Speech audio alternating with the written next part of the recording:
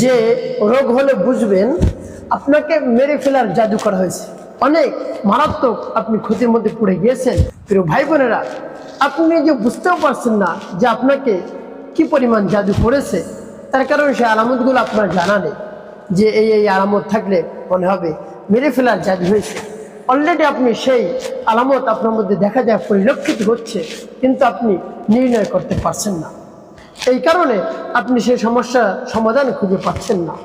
যখনই দেখবেন সেই আলামতগুলো আপনার মধ্যে রয়েছে, তখনই সাথে সাথে আপনি আমলটি চালিয়ে যাবেন, অন্যথায় আপনি একেবারে মৃত্যুর কোলে ঢলে পড়বেন। এমন সমস্যা হয়ে যাবে আপনি বিশান্তি করতে পারবেন না। এত মারাত্মক ক্ষতি আপনাকে করে ফেলছে অলরেডি, কিন্তু আপনি বুঝতেই পারছেন না। প্রিয় ভাই বোনেরা, অনেকে বলে যে জাদু নাই, অবশ্যই জাদু রয়েছে। আল্লাহ হাবিব সাল্লাল্লাহু আলাইহি সাল্লামকেও জাদু করেছিল। আল্লাহ হাবিব সাল্লাল্লাহু আলাইহি সাল্লাম অত্যন্ত অসুস্থ হয়ে পড়ছিলেন, পরবর্তীতে এই জাদুটোনা কাটা হয়েছে। জিবরাইল আলাইহিস সালাম এসে এই জাদুটোনা কেটে দিয়ে গেছে, তারপরে আল্লাহ হাবিব সাল্লাল্লাহু আলাইহি সাল্লাম সুস্থ হয়েছে। তো জাদুটোনা আছে, জাদুটোনা করতে বেশি সময় লাগে না, বা বেশি সমস্যা বা বেশি কঠিন না। অনেক সময় দেখবেন পুতুলের মধ্যে আলপিন ঢুকানো, তারপরে মাথায় আলপিন ঢুকানো, পুতুলের শরীরে আলপিন ঢুকানো, তারপরে লেবুতে আলপিন ঢুকানো থাকে, সুই ঢুকানো থাকে। এরকম যদি থাকে তাহলে যার নাম নিয়ে এভাবে জাদু করে তার শরীর ক্ষত বিক্ষত হয়ে যায়, এমনকি মৃত্যু কোলে ঢলে পড়ে। প্রিয় ভাই বোনেরা, এমন রোগে আক্রান্ত হয়ে পড়ে বাঁচানো সম্ভব হয় না। তাই কালো জাদু, ব্ল্যাক ম্যাজিক কেউ করবেন না। যদি আপনার সাথে শত্রুতা থাকে, কেউ কালো জাদু, ব্ল্যাক ম্যাজিক, কুফরি কালাম করবেন না। এটা যদি করেন তাহলে দেখা যায় কুফর পর্যন্ত চলে যায়, আপনি কাফের হয়ে যাবেন যদি এভাবে কুফরি কালাম করেন। অন্যের ক্ষতি যদি আপনি এভাবে করেন, আপনার শত্রু থাকতে পারে, মনোমালিন্য থাকতে পারে, এই জন্য কালো জাদু, ব্ল্যাক ম্যাজিক করে তাকে ক্ষতি করতে পারেন না। তাকে বুঝান, যদি সে না বুঝে তার থেকে আপনি কেটে পড়ুন, অন্যদিকে আপনি যান, অন্য চেষ্টা আপনি করুন। তারপরে মানুষকে ক্ষতি করার জন্য আপনি কালো জাদু, ব্ল্যাক ম্যাজিক কখনো করবেন না। তাহলে আপনি মনে রাখবেন আপনি নিজেও একেবারে শেষ হয়ে যাবেন। প্রিয় ভাই বোনেরা, তাহলে কোন আলামতগুলো দেখলে বুঝবেন আপনি জাদুতে আক্রান্ত হয়ে পড়েছেন? আপনি যদি দেখেন কোরআন তেলাওয়াত শুনতে পারছেন না, কোরআন তেলাওয়াত যেখানেই হয়, আপনি যদি আশপাশেও যান, আপনার মনের মধ্যে অস্থির অস্থির ভাব চলে আসে। কোরআন তেলাওয়াত আপনার কানে আসলেই আপনার ভালো লাগে। আপনি তো কোরআন তেলাওয়াত করতে পারছেন না, কষ্ট হচ্ছে, বা যখন শুনেন তেলাওয়াত তাও আপনি শুনতে পারছেন না, তাহলে মনে করবেন আপনি জাদুতে আক্রান্ত হয়ে পড়ছেন, কঠিন জাদুতে আক্রান্ত হয়ে পড়ছেন। দেখবেন স্বাভাবিক যাদের জাদুটোনা, কালো জাদুর প্রভাব নেই, তারা কখনো এই কাজটি করবে না। তাদের কোরআন তেলাওয়াত শুনতে ভালো লাগবে। আর যখন দেখবেন আপনার ভালো লাগে না, তখন আপনি মনে করবেন জাদুতে আক্রান্ত হয়ে পড়েছেন। তাই কম হোক বেশি হোক, যখন দেখবেন মারাত্মক একেবারে সমস্যা হচ্ছে, তাহলে মনে করবেন জাদুতে আপনি অবশ্যই আক্রান্ত হয়ে পড়েছেন, জাদুটোনা কাটতে হবে। এরপরে যদি দেখেন দিন দিন আপনার চেহারা পরিবর্তন হচ্ছে, আপনি আয়না দেখে এলেন আপনার চেহারাটা 5 মিনিট আগে, 10 মিনিট পরে এসে আবার দেখেন আপনার চেহারাটা অন্যরকম। অর্থাৎ আপনার উপর নজর পড়ছে, কালো জাদু আপনাকে যে করেছে এই ক্ষতি আপনার মধ্যে চলে আসছে, এই জন্য দিন দিন এভাবে পরিবর্তন হচ্ছে। প্রিয় ভাই, আপনি বুঝতেও পারছেন, আপনি ধারণা করছেন এটা এমনি হয়, কিন্তু কালো জাদুর প্রভাবে এগুলো হয়। এরপরে আপনি যদি দেখেন আপনার মন মেজাজ একেবারে খিটখিটে, কারোর সাথে কথা বলতে গেলে আপনি একেবারে তেড়ে যান, তাকে মারতে যান, হঠাৎ রাগ হয়ে যান, নিজেকে নিয়ন্ত্রণ করতে পারেন না, সামলাতে পারেন না, রাগ আপনি নিয়ন্ত্রণে আনতে পারেন না, কন্ট্রোল করতে পারেন না, একেবারে শেষ হয়ে যান আপনি। প্রিয় ভাই বোনেরা, তাই এভাবে যদি হয় তাহলে আপনি মনে করবেন আপনি জাদুতে আক্রান্ত হয়ে পড়েছেন। ইতিপূর্বে আপনাকে মানুষ অনেক ভালোবাসে, আপনি ভালো কথা বলেন, ভালো সুসাবলীল ভাষায় কথা বলছেন, একদিন দেখেন এই সমস্যার মধ্যে পড়ে গিয়ে, হঠাৎ দেখেন এই সমস্যার মধ্যে পড়ে গিয়েছে, আপনার রাগ নিয়ন্ত্রণ করতে পারছেন না, মানুষকে মারতে পর্যন্ত আপনি যান, এই মানুষ আপনার থেকে দূরে সরে যায়, আপনাকে আর ভালোবাসেন। প্রিয় ভাই বোন, তাহলে মনে করবেন জাদুতে আক্রান্ত, জাদুটা নষ্ট করতে হবে। এরপরে আপনার শরীর যদি জ্বালা যন্ত্রণা করে, মনে করেন শরীরের মধ্যে একেবারে মরিচ লাগিয়ে দিয়েছে, এমন সমস্যা হয়েছে, মনে করেন মরিচ লাগিয়ে দিয়েছে, এরকম জল আপনার শরীর, আপনি সহ্য করতে পারছেন না, তাহলে মনে করবেন আপনি জাদুতে আক্রান্ত হয়ে পড়েছেন।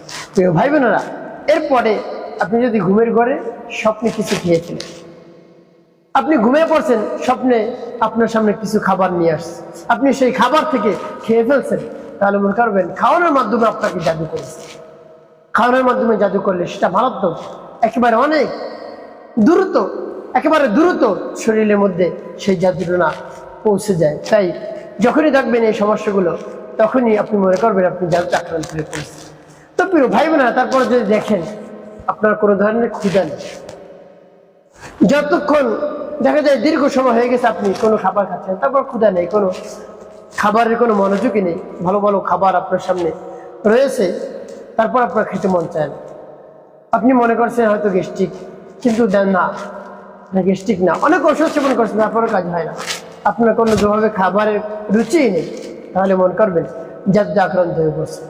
যখন দেখবেন খাবারের রুচি নেই, এরপরে না খেতে খেতে আপনি একেবারে দুর্বল হয়ে পড়বেন, রোগা হয়ে পড়বেন, অলস হয়ে যাবেন, তারপরে দেখবেন আপনি যদি কঠিন রোগে আক্রান্ত হয়ে পড়বেন।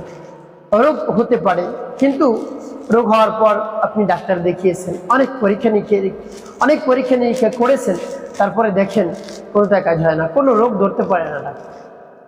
এমতো অবস্থা আপনি মনে করবেন যাতে আক্রান্ত হয়ে পড়েছে। অনেক ওষুধ সেবন করেও যখন দেখেন ভালো হয় না রোগ, তাহলে আপনার ডাক্তারের কোনো সমস্যা না, আপনার জাদু, কালো জাদুর সমস্যা রয়েছে। ডাক্তারের শরণাপন্ন হবেন, কোরআনে আমলও চালিয়ে যাবেন, দেখবেন দুইটা সমন্বয় যখন হয়ে যাবে, তখন আল্লাহ রাব্বুল আলামিন আপনাকে মুক্তি দান করবেন। প্রিয় ভাই বোনেরা, এই আলামতগুলো যদি দেখেন আপনার মধ্যে, তাহলে 1 মিনিট সময় আপনি নষ্ট করবেন না, মুহূর্তের মধ্যে আপনি নিজে নিজে আমলটি করবেন। বলতে পারেন যে আমি আমলটি করতে পারবো, অবশ্যই পারবেন। একেবারে সহজ সূরাগুলো আপনি পাঠ করবেন, একেবারে মনকে স্থির করে বিশ্বাসের সাথে। যে সময় পাঠ করবেন সেই সময় আপনার মাথার মধ্যে থাকবে, মনের মধ্যে থাকবে যে আপনি জাদু নষ্ট করার জন্য আমলটি করতেছেন। পুরো খেয়াল দিয়ে যদি করেন যে আল্লাহ রাব্বুল আলামিনের কালামের শক্তি রয়েছে, অন্য কারো শক্তি নাই, তাহলে অতি দ্রুত আপনি ফলাফল পাবেন। কি করবেন এই আমলটি করার ক্ষেত্রে? প্রথমে কিছু পানি আপনার কাছে রাখবেন, ফ্রেশ পানি রাখবেন, খাবার পানি রেখে ডেকে রাখবেন। এরপর উত্তম রূপে পবিত্রতা অর্জন করবেন। পবিত্রতা অর্জন করে নির্জন একটি জায়গায় বসবেন, যেন কেউ আপনাকে ডাকাডাকি না করে। এই জন্য নির্জন একটি জায়গায় আপনি বসবেন। নির্জন জায়গায় বসে সর্বপ্রথম কি পাঠ করবেন? জীবনের গুনার কথা স্মরণ করে ক্ষমা প্রার্থনা করবেন। আস্তাগফিরুল্লাহ, আস্তাগফিরুল্লাহ, আস্তাগফিরুল্লাহ, বা পূর্ণ ইস্তিগফারটি আপনি পাঠ করতে পারেন। আস্তাগফিরুল্লাহ রাব্বি মিন কুল্লি যামবি ওয়া আতুবু ইলাইহি লা হাওলা ওয়ালা কুওয়াতা ইল্লা বিল্লাহিল আলিয়্যিল আযীম। এভাবে ইস্তিগফার যখন পাঠ করা হয়ে যাবে, এরপর কি করবেন? 3 বার দুরূদ শরীফ সাল্লাল্লাহু আলাইহি ওয়াসাল্লাম, সাল্লাল্লাহু আলাইহি ওয়াসাল্লাম, সাল্লাল্লাহু আলাইহি ওয়াসাল্লাম। তবে যখন ইস্তিগফার দুরূদ শরীফ পাঠ করা হয়ে যাবে, এরপর কি পাঠ করবেন? 11 বার ইস্তিগফার পাঠ করবেন আপনি। আস্তাগফিরুল্লাহ, আস্তাগফিরুল্লাহ, আস্তাগফিরুল্লাহ, আস্তাগফিরুল্লাহ, আস্তাগফিরুল্লাহ 11 বার পাঠ করে পানির মধ্যে কিছু। তারপর আপনি দুরূদ শরীফ পাঠ করবেন 11 বার। সাল্লাল্লাহু আলাইহি ওয়াসাল্লাম, সাল্লাল্লাহু আলাইহি ওয়াসাল্লাম, সাল্লাল্লাহু আলাইহি ওয়াসাল্লাম, সাল্লাল্লাহু আলাইহি ওয়াসাল্লাম, সাল্লাল্লাহু আলাইহি ওয়াসাল্লাম 11 বার পাঠ করে একটি সুরে। এরপরে সূরাতুল ফাতিহা পাঠ করবেন আপনি। আমি আপনাদেরকে বলে দিচ্ছি, বিসমিল্লাহির রহমানির রহিম, আলহামদুলিল্লাহি রাব্বিল আলামিন, আর রহমানির রহিম, মালিকি ইয়াউমিদ্দিন, ইয়াকা না'বুদু ওয়া ইয়াকা নাস্তাঈন, ইহদিনাস সিরাতাল মুস্তাকিম, صراط الذين أنعمت عليهم غير المغضوب عليهم ولا الضالين।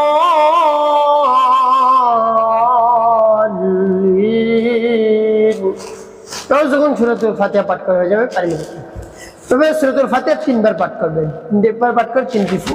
এরপরে আপনি আয়াতুল কুরসি পাঠ করবেন।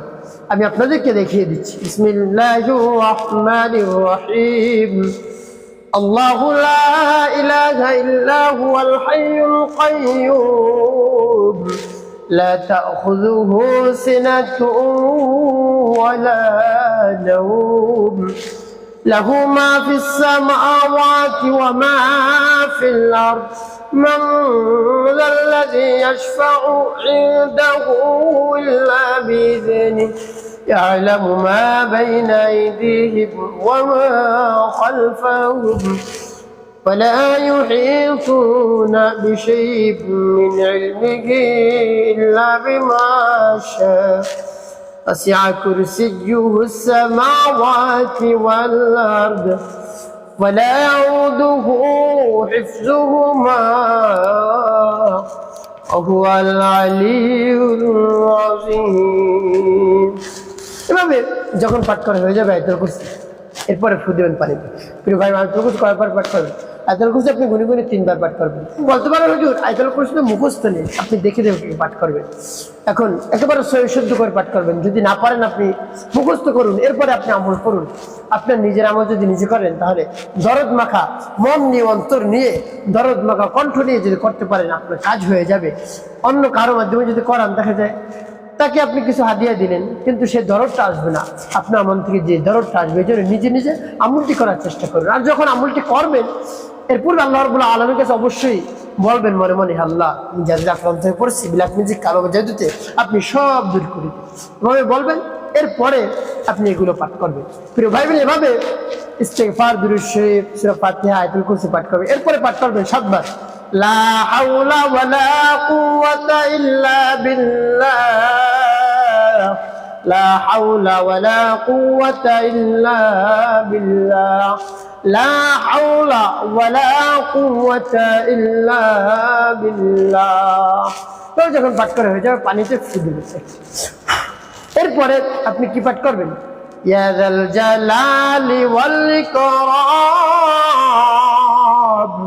ইয়া যাল জালালি ওয়াল ইকরাম, ইয়া যাল জালালি ওয়াল ইকরাম। 3 বার পাঠ করে একটু ফুদিয়ে। এরপরে ইস্তেগফার পাঠ করবেন আবারও 11 বার। আস্তাগফিরুল্লাহ, আস্তাগফিরুল্লাহ, আস্তাগফিরুল্লাহ, আস্তাগফিরুল্লাহ, আস্তাগফিরুল্লাহ 10 বার পাঠ করবেন এভাবে ইস্তেগফার।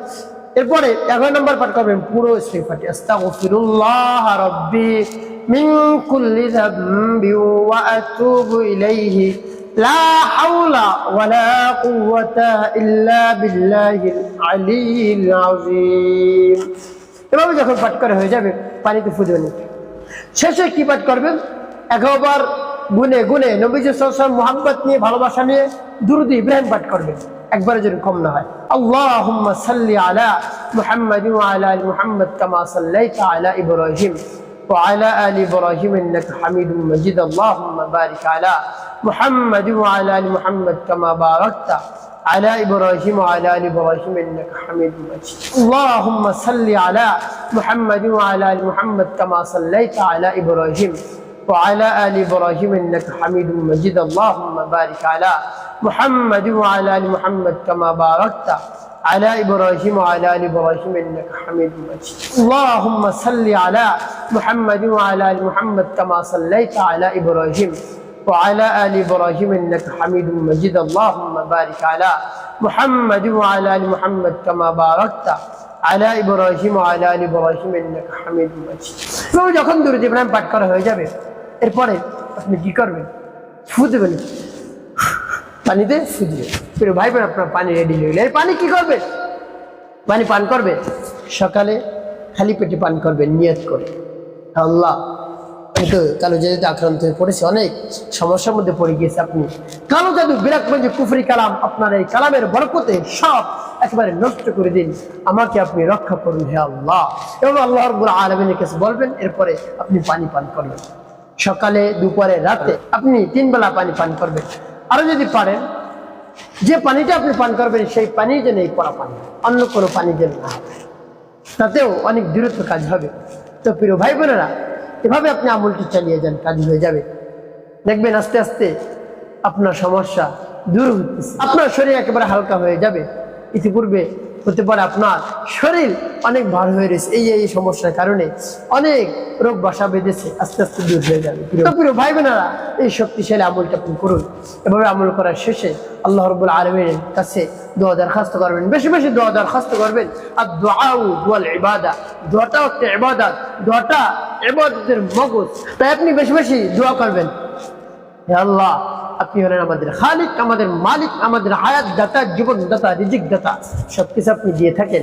আপনার শরণাপন্ন আপনি আমার এই সমস্যা সমাধান করেন। আর কেউ পারবে না আপনি ছাড়া, হে আল্লাহ সব শক্তি আপনার রয়েছে। এভাবে আল্লাহ রাব্বুল আলামিনের প্রশংসা করে বিনয়ের সাথে বলবেন, দেখবেন আল্লাহ রাব্বুল আলামিন কি দ্রুত ফয়সালা করে দিয়েছে, সমাধান করে দিয়েছে।